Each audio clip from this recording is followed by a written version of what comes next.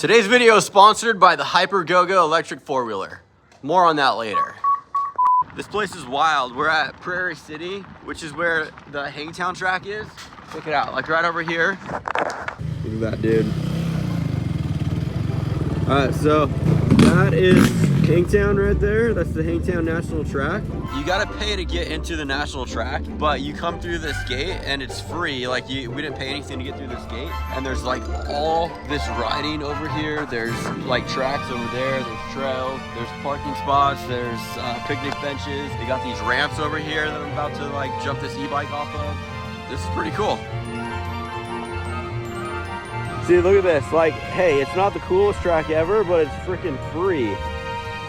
Trust me, it looks bigger in person.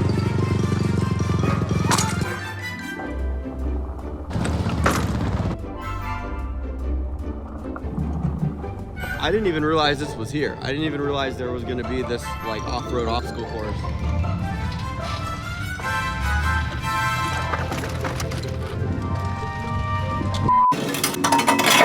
That'll work, grab a chair. Washougal Regional 2022 versus 2023. Which crash do you think you were on the ground longer for? None of them. I wasn't on the ground long for any of them. Which one were you out of the race longer for? Which one? I don't know. Why don't we go watch the video and then you can watch it. You can go time it. I did time it. This last one, you were on the ground for 33 seconds, and then last year, 55 seconds. I wasn't on the ground. I was trying to get going, but my wheel was stuck in a rut.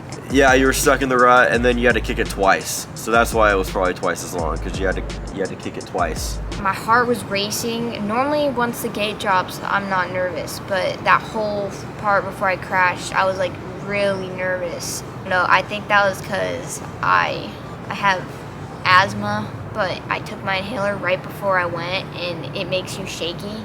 So I think that I crashed because I wasn't anticipating there to be ruts there, because it was the last race of the day, no sight lap, nothing. So I had no idea how the track was going to be. And the day before, that section didn't have any ruts. It was just really bumpy.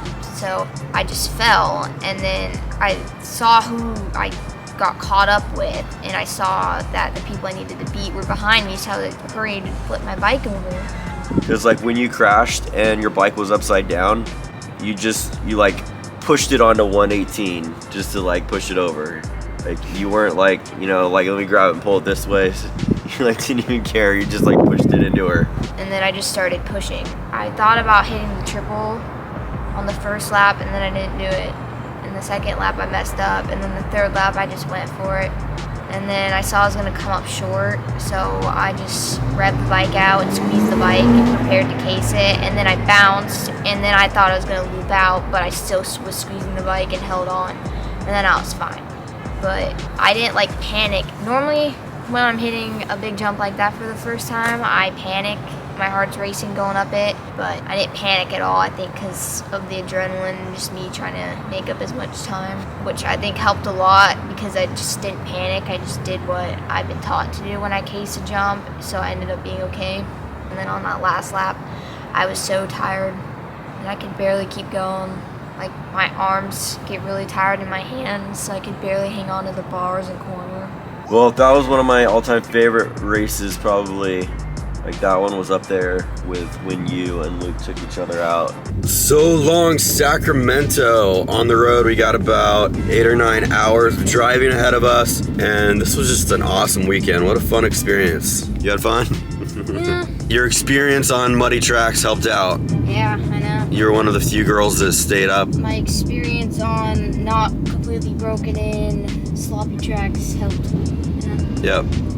Helped you know how to stay up while pushing it, but not pushing it too hard. But yeah, it was really fun. Kind of a weird vibe last night in the pits after everyone's done racing. You got people like pumped, taking pictures with their Loretta's tickets. And then you got people you got like kids crying and dads yelling at their 9-year-old, you blew it and stuff. It was just kind of a weird vibe, but yeah, maybe we'll be back next year. Quick little pit stop on the way back, stopping in Eugene, meeting up with Hollis. So this kid DM'd me, he said that he used our link on Rocky Mountain to buy some new wheels for his Super Mini here. And I was like, bro, thank you so much, that's awesome. And I'm like, dude, wait a minute, do you want to sell your old wheels? And he's like, yeah. So apparently Luke bent his old wheels, one of the many cases that he's done, bent them up. So this kid's hooking us up with a good deal on his used ones. So thanks very much. Yeah, appreciate you using our link. Yeah. And enjoy your new wheels, bro. Today's video is sponsored by the Hyper Go-Go electric four-wheeler. More on that right now. Man, I still go.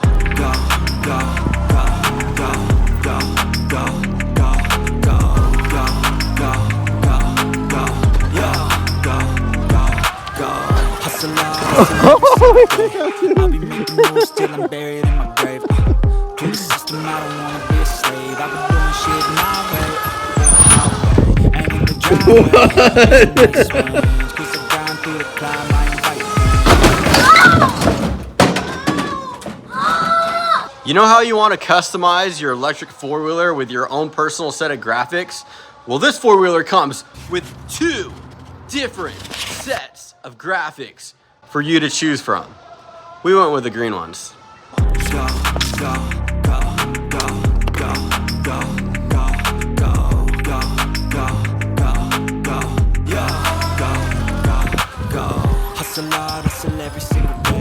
You want to see if you can do a full circle around these poles?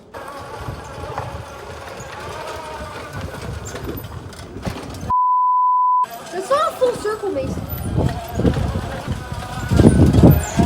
Whoa, whoa, whoa, whoa, whoa, whoa. Good save, dude. I thought you were going to hit me. Nice. Heck yeah, bro. Oh, no way. Dude, we have got to get you into the circus, Luke. People need to see this. Would that make a good pit vehicle? Yep. Hold on, come in the dark. I can't see. Does this light up and change colors and stuff? That would be rad at nighttime, though. It also comes with headlights and then fancy side lights that change colors too. What else is there? I think I can do stoppy. I wish your mouth could do a stoppy. 2 wheels, 1 hand. Luke wasn't even doing that. Got Mason innovating while Luke's just slacking. You could use it to back up, go forward, and it comes with 4 wheels. You don't even need all 4 of them, watch. See? Doing shit my way, on the highway, and in the driveway is a nice range. Cause I grind through the night, you never hear me, bitch, nah, I don't complain. Just gotta flip the switch and you know obtain anything you want, anything you need. Your mind's got the ingredients, believe. They receive with the negativity. I need to lean back a little bit.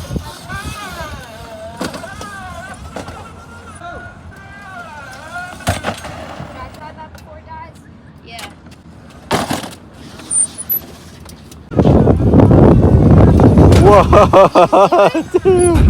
Even when you feel low, you can still go.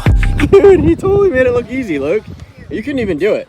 I'll let you try. Did you hit Luke, you know how you weren't able to Luke. You know how you weren't able to do it, Luke? Mason did it and it looked easy. What was he trying to do? Wheelie over that. Mason, go like right here and then yell hyper go-go, okay? Do you want to be the coolest kid on 2? That's okay, come back to it again. Do you want to be the coolest kid on 2 wheels? Then get yourself an electric hyper go-go.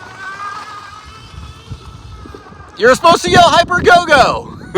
Some people have noticed that the last couple of videos have been just of Lillian, and they've commented and been like, hey, how come the boys aren't riding, or did the boys stop riding? I guess I probably should have done a better job explaining that. So it's definitely not because Lillian's my favorite or I love her more than the boys. It's definitely not that. So Lillian is competitive in the girls class enough to be able to qualify for Loretta's. So that was like our main goal. The boys didn't even try. I didn't even bother having them try or compete for Loretta's this year because their classes are stacked. It's just way too unrealistic for them to get top 40 in the nation in the boys classes at this point. So yeah, the focus has been pretty much just on Lillian for a little bit for a couple of reasons, which I'll get into. But first, the boys are still riding. They still want to ride. They still want to race. We don't put out a video every time they ride. I have more ideas for videos than I have time to do. I film more videos than I have time to edit. So just because you don't see a video of it doesn't mean that they don't get to ride. I try to get them riding at least once a week, which may sound like a lot, but it's kind of not. It's just a rental car and the dashboard isn't perfect. Here, let's balance it here. Balance,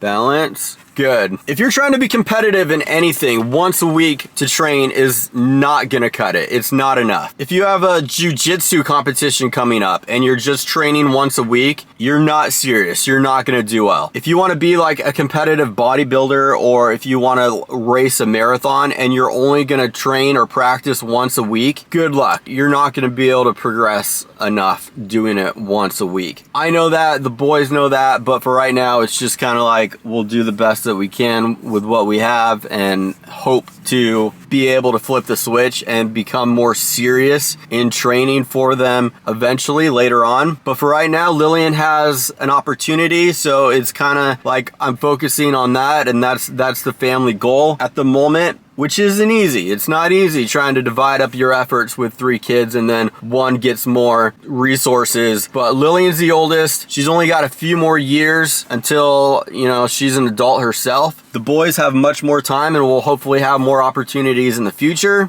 but that doesn't mean it's easy, especially for Luke. Like Luke, we went and raced PIR. He wasn't happy with his result. He was mid-pack. Got beat by some of his peers that have been training harder and came off the track and was like, I want to train. I want to put in the work. I want to get better. I want to get faster. And I'm like, well, sorry, it's not. We can't really do that right now. A little insight for the plan for Lillian is we're going to take her to Idaho to train next week. I think the boys are going to be able to come for that. And then there's this track in Oklahoma that we found that builds a replica Loretta's track. So Lillian can go and ride essentially the same track that she's going to race. Get used to it, get used to the layout, get used to the size of the jumps. And I told her, I was like, Lillian, it's gonna be hot, it's gonna be grueling, it's just gonna be motos, like 20-minute motos, 30-minute motos, I don't know. You're gonna push yourself and it's gonna be exhausting. And Luke's like, can I go too? Can I do the training? And I was like, well, it's $2,000, so probably not. So that's hard. It's hard telling one kid that they get to go and do this and another kid that also wants to train and get better and telling him, no, you can't. But I had a talk with Luke and I was like, Lillian has this opportunity and this is like a family goal because her getting to do this could benefit the family as a whole. Her going to Loretta's, it could help the channel. It could boost and get more views or a broader audience that we might not otherwise get, and it could attract attention and maybe get sponsorships that